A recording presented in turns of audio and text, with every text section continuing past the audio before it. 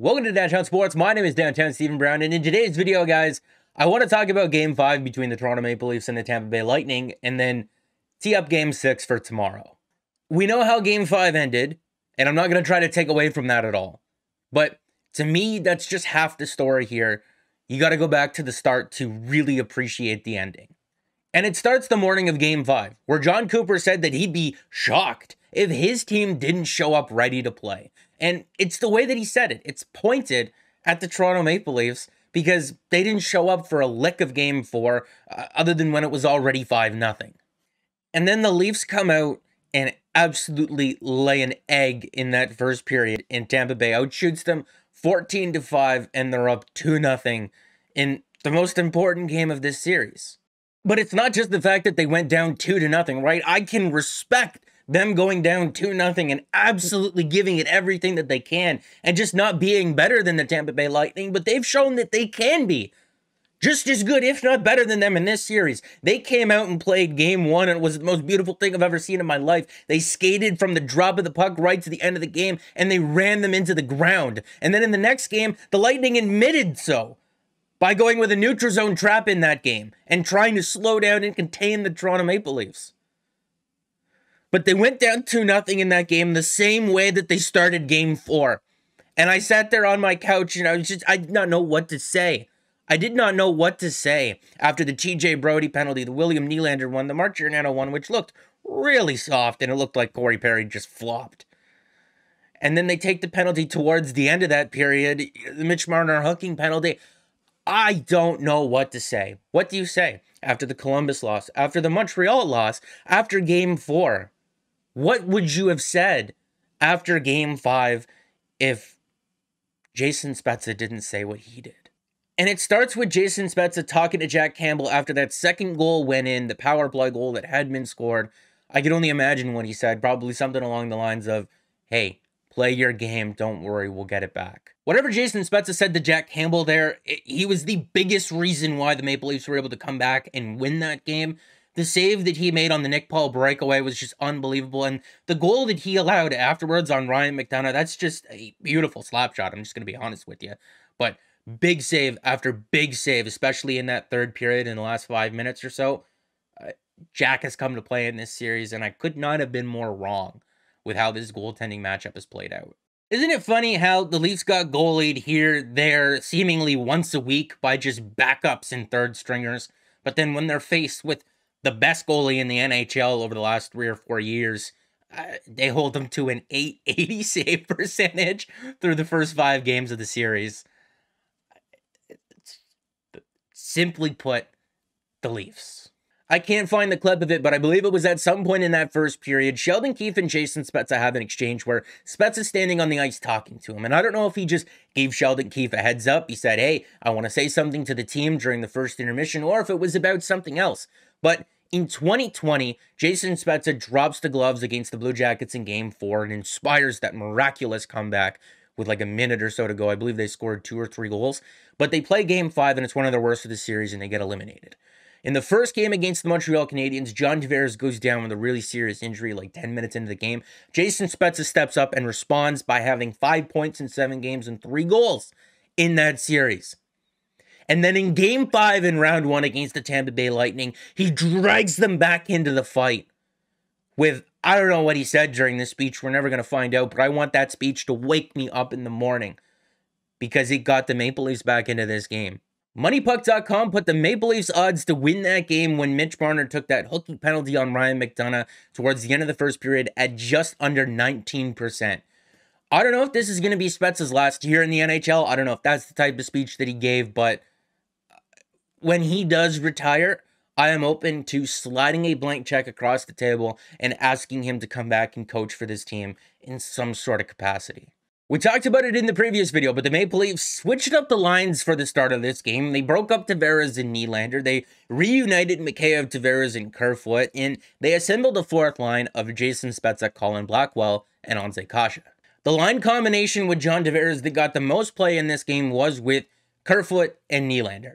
Ahead of Game 5, Sheldon Keefe noted that splitting up John Tavares and William Nylander wasn't really about splitting those guys up, but it was about having Mikheyev and Kerfoot and Engvall and Kampf on separate lines. And if you're looking at the line combination that Tavares initially started the game with, Kerfoot, Tavares, and Mikheyev were actually rolling through their first couple of shifts together.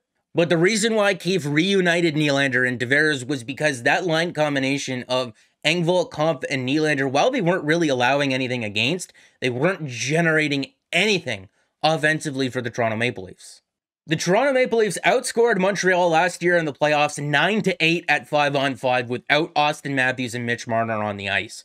For them to lose that series, like we kept on saying, they needed one dominant game from Auston Matthews and Mitch Marner in games 5 through 7 of that series. And in game 5 against the Tampa Bay Lightning, Auston Matthews and Mitch Marner not only showed up, that's probably the best damn game that they've played together ever.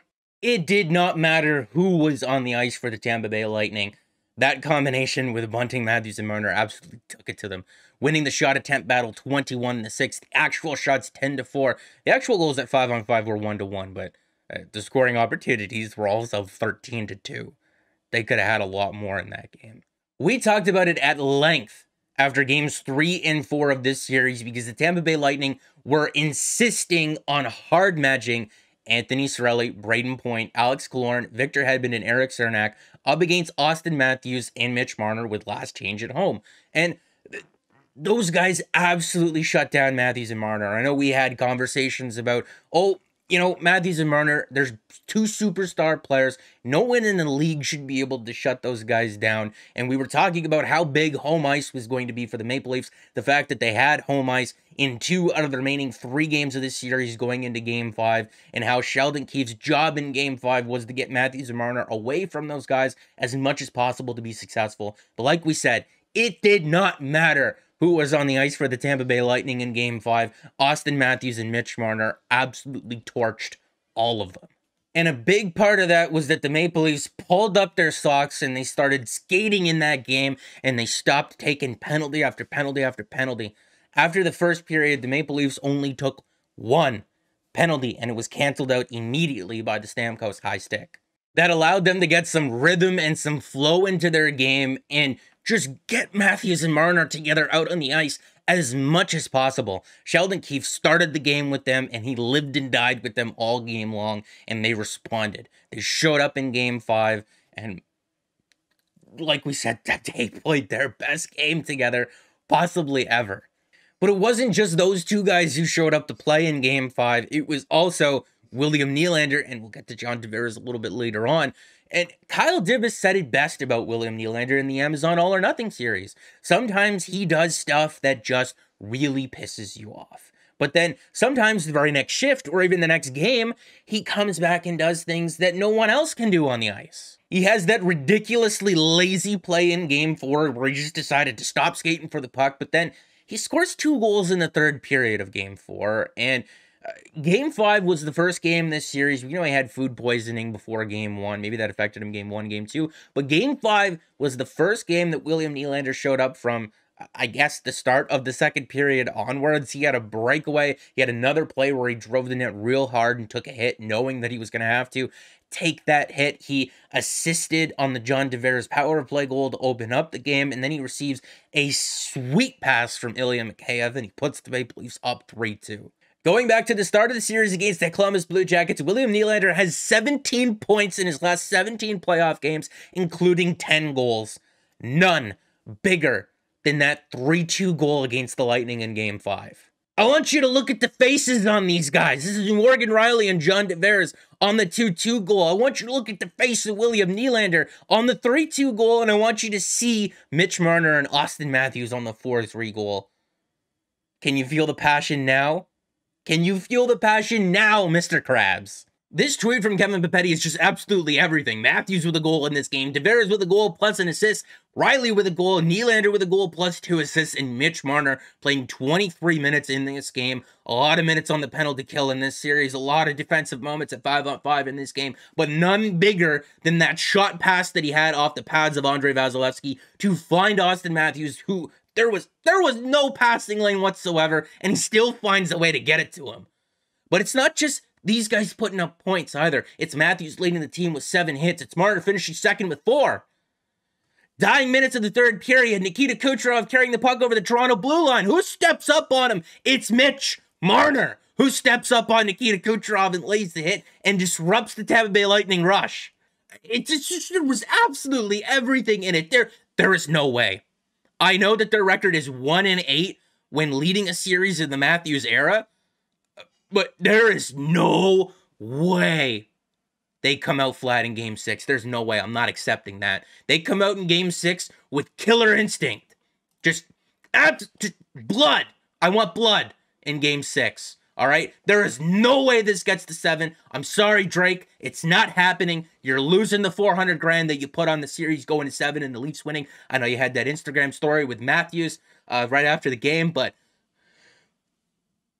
you finish this in 6. You snap their stupid streak of consecutive wins after losses, and you put it to bed.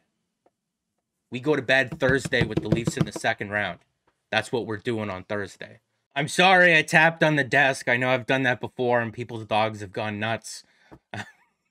I'm sorry. I asked you guys to ask me some questions on Twitter, so let's get to those. From Lewis Jacob here, how do you feel about the most hated Leafs by the fans showing up big in Game 5? Now, I don't hate any of these guys, but we'll get to Justin Hall in a sec. We already talked about William Nylander. I want to talk about John Tavares. I thought that John Tavares looked okay in Game 1 of this series, and that's when the Maple Leafs were skating really hard from the drop of the puck right to the very end. But in Games 2, 3, and 4, I feel when the Leafs stop skating as a team, that's when John Tavares really struggles, because he needs space and he needs some time and some room to really get going for himself. And when the rest of the team isn't skating, it allows the other team that they're playing to be more aggressive and to take away his time and space to get going. And that's just what we saw in Games 3 and 4 of this series. And that's why he's played his best when the play has gone to 4-on-4. There's more time, there's more space. John Tavares has some room to pick up his game. But in Game 5 and periods 2 and 3, when the Leafs are coming out and skating that hard, the other team has to respect that speed. And when they respect that speed, they can't be as aggressive. It opens up the ice for John Tavares to get going. And he had a hell of a Game 5. We said it in the past couple of videos. If John Tavares and William Nylander just wanted to show up and play, we could forget the first couple of games of this series, even the last couple of years. They showed up in Game 5. You show up in Game 6 and you help us put this to bed. Everybody's got a clean slate. When Sheldon Keefe inserted Justin Hall into the lineup in Game 3, a lot of people were upset. But the Tampa Bay Lightning had just gone 3 for 7 on the power play in Game 2. And Justin Hall was second among Maple Leafs defenders in shorthanded time on ice during the regular season. He would have been number 1 if he would have played every single game. Since Justin Hall has come into this series, the Lightning are 3 for 16 on the power play. One of the goals was at 5-on-3 with him in the bench. Another one was with him in the penalty box because of the dumb penalty that he took. And the other one was scored in yesterday's game. So in 8 minutes and 1 second on the Maple Leafs penalty kill, the Lightning have scored 1 power play goal with Justin Hall on the ice. I'd say that he's done his job in that respect. At 5-on-5 in Game 5, the whole team sucked in the first period.